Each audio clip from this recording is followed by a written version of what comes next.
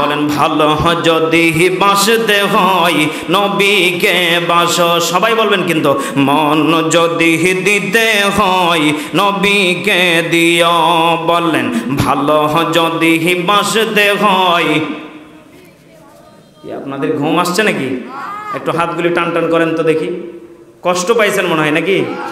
চলবে চলবে আর কিছুক্ষণ? কতক্ষণ চলবে? লিল্লাহে তাকবীর। ভালো যদি বাসতে হয় নবীকে বাসো। আহা মন যদি দিতে হয় নবীকে দিও। তোমার দুঃখ যন্ত্রণা যিনি সইতে পারেন না, তোমার দুঃখ যন্ত্রণা যিনি সইতে পারেন না, সে নবীজির মহাব্বতে, সে নবীজির মহাব্বতে দরুদ পড়িও। ভালো যদি বাসতে হয়, আহা মন যদি দিতে হয়। মুসলমান ভাইরা রে আমার, আর কেউ কাহারোর দিকে তাকাইবেন না। অল্প কয়েক মিনিটের ভিতরে বিদায় নিয়ে চলে যাব। কিন্তু দিনাজপুরের বাবাজি,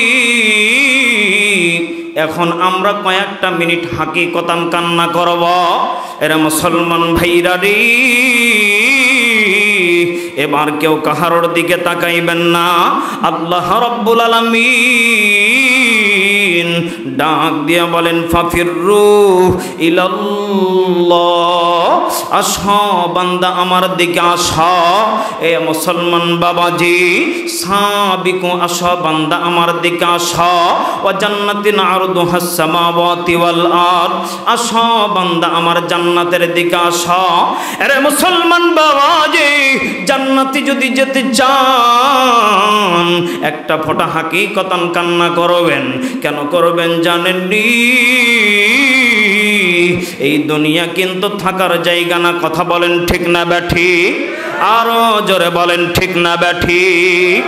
আপনার আমার যে জায়গাটা হলো আপন জায়গা,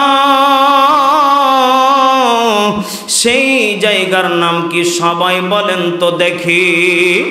সে জায়গার নাম হলো কবর। ওই কবর প্রতিদিন ডাকিয়া ডাকিয়া বলে, জাননি আমি কবর কিন্তু সব বিচ্ছর জায়গা, আমি কবর কিন্তু বড় ভয়ঙ্কর, আমি কবর কিন্তু বড় খারাপ, আমি কবর কিন্তু বড় ডেঞ্জারাস। জাননি জাননি যারা গুনাহ লইয়া কবরে আসবি, আমি কবর তাদের কি দুই পাশের মাটির চাপ দিয়া তাদের হাড্ডি গুলি গোড়মার গোড়মার কইরা ভাঙা দিব রে। এ মুসলমান বাবাজি, কার যেন মা গহীন কবরে চলে গেছে, কার যেন বাবা গহীন কবরে চলে গেছে, কার যেন আদরের সন্তানটা কবরে চলে গেছে। আমাদের আজকের এই মাহফিলের আমাদের যেই ভাই রুহুল আমিন সিদ্দিকী, তিনার বাবাও কিছুদিন আগে বিদায় নিয়ে চলে গেছে। কথা বলেন ঠিক না ব্যাঠিক? এই কবরে কিন্তু সবাইকে যাওয়া লাগবে। কিন্তু আমি যেই কথা বলতে চাই রে বাবাজি, ওই কবরে যাওয়ার আগে ঈমান নামক দৌলত নিয়ে কবরে যাওয়া দরকার আছে না নাই? আরো জোরে বলেন আছে না নাই? আর লম্বা করব না। এ মুসলমান বাবাজি, আমাদের নওগাঁ জেলার একটা ঘটনা। একজন সন্তানকে মা বাবা কষ্ট কইরা বড় ডক্টর বানাইছে। সন্তানটা রাজশাহী বড় মেডিকেলে চাকরি করে, কিন্তু মা রাস্তার প্রতি, মা রাস্তায় রাস্তায় ভিক্ষা কইরা কইরা খায়। একদিন হঠাৎ কইরা মা জননীরে ডাক দিয়ে কইলাম, মা কে গো কে কে কে তুমি? আজকেও ৩-৪ জন মহিলা আমার কাছে টাকার জন্য হাত বাড়াইছে।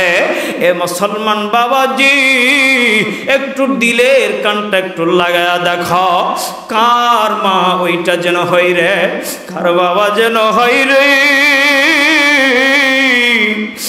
মা খানা খাইছে, মা খানা খাইছে, সন্তান এমন করে একটা লাথি মারছে, মা বমি কইরা ফালায় দিচ্ছে।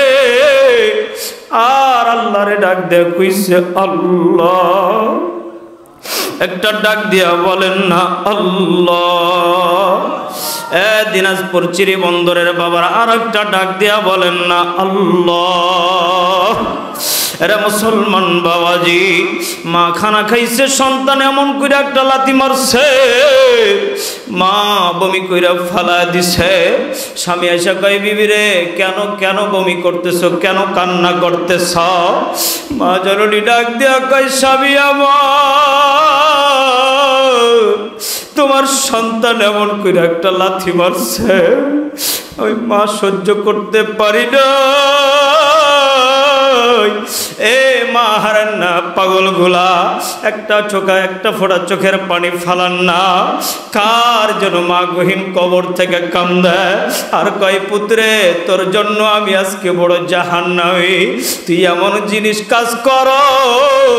আমি মা তোর জন্য কত রাত ঘুমাইতে পারি নাই, আমি মা কত রাত তোর জন্য খানা খাইতে পারি নাই, আমি মা তোর জন্য কত তোর বাবার কাছে বকা খাইছি, এরপরও আমি তোরে ভুলি নাই নাই নাই। আমি মা আজকে কবরে জাহান্নামে দাও দাও করে চলতেছি, আর তুই আমার জন্য একটা ফোঁটা চোখের পানিও ফালাইলি না। এ মা হারান না বাবাজি, এ বাবা হারান না বাবাজি, একটা চোখের পানিগুলো ফালাইয়া বলেন না আল্লাহ।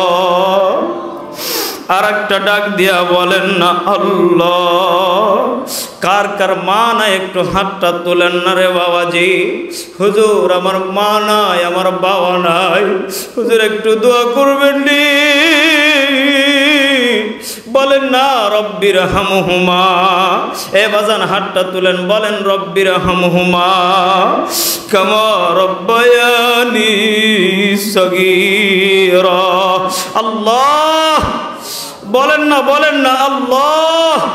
আজকের